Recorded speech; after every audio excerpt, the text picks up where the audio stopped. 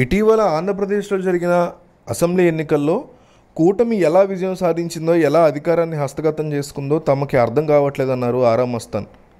అందుకే అసలు ఏం జరిగిందన్న దాని మీద పోస్ట్ మార్టం చేస్తున్నట్టు తెలిపారు. తాము సర్వే చెప్పినటువంటి పరిస్థితుల్లో పథకాల విషయంలో జగన్ ప్రభుత్వానికి వ్యతిరేకంగా వేస్తే ఆ పథకాలు రావేమోనన్న భయంతో జనం అసలు నిజం చెప్పలేదేమోనన్న అనుమానం కలుగుతుందని సందేహం వెలిబుచ్చారు. అందుకే ప్రస్తుతం ఎక్కడ తేడా కొట్టిందో చూసుకుంటూ అన్నారు.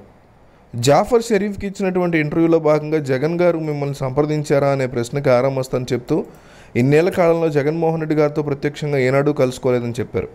ఆయనతో అసలు మాట్లాడిందే లేదని చెప్పుకొచ్చారు. తనకు తెలిసినంత వరకు జగన్ గారు అలాంటి వ్యక్తి కాదని చెప్పుకొచ్చారు. అలాంటి వారే అయితే రఘురామ, బాలశౌరి, లావు శ్రీకృష్ణదేవరాయలు వంటి బడా నాయకుల్ని ఎలా ఎదుర్కొంటారని ప్రశ్నించారు.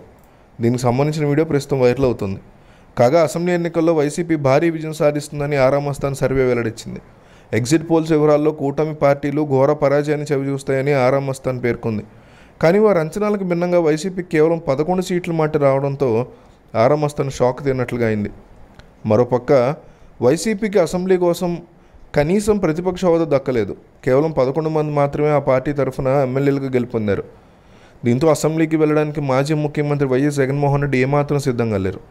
అందుకే తన ప్రధాన ప్రతిపక్ష హోదా ఇవ్వాలంటూ స్పీకర్ అయ్యన్న పాత్రుడికి ఆయన లేఖ రాశారు. అటువైపు నుంచి సానుకూల సంకేతాలు రాకపోవడంతో జగన్ రిలాక్స్ అయ్యారు. చంద్రబాబు సర్కారు చేసే తప్పుల కోసం జగన్ ఎదురు చూస్తున్నారు. అందుకే జగన్ పదే పదే శిశుపాలుడి తప్పుల్ని గుర్తు చేస్తున్నారు. ఎన్నికలకు ముందు చంద్రబాబు ప్రకటించిన సూపర్ 6 సంక్షేమ పథకాలు, అలాగే వాటికి అదనంగా మరికొన్నిటిని చేర్చి కూటమి ప్రకటించిన ఉమ్మడి మేనిఫెస్టో అమలు మీద వైఎస్ జగన్ దృష్టి సారించారు. రాష్ట్ర ఆర్థిక పరిస్థితి దృష్ట్యా ఈ పథకాల యొక్క అమలు సాధ్యం కాదనేది జగన్ నమ్మకం. కూటమి పెద్దలు సంక్షేమ పథకాల మీద నోరెత్తకపోవడంతో జగన్ నమ్మకం త్వరలో నిజమవుతుందనే చర్చ తెరలేచింది. కూటమి హామీలు అమలు చేసేందుకు 6 నెలలు లేదా ఏడాది సమయం ఇవ్వాలని జగన్ నిర్ణయించారు.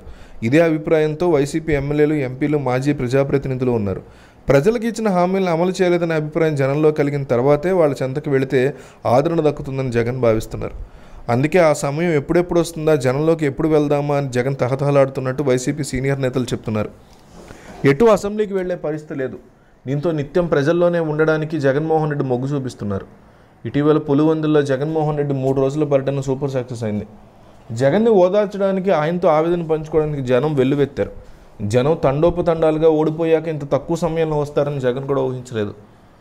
పులివెందుల పర్యటనలో జనంలోకి వెళ్లాలని జగన్ నిర్ణయాన్ని దృఢపరిచింది. ఆ సమయం కోసం జగన్ ఎదురు చూస్తున్నారు. జగన్మోహన్ రెడ్డి జనంలోకి ఎప్పుడు వస్తే బాగుంటుందో మీ అభిప్రాయాన్ని కామెంట్ చేయండి. ఎప్పుడు ఆయన జనంలోకి వస్తే ప్రజలకి మేలు జరుగుతుంది లేదా పార్టీకి బెనిఫిట్ అవుతుంది, 2029 ఎన్నికల్లో గెలుపుకి ఛాన్స్ దక్కుతుందని మీరు కామెంట్ చేయండి.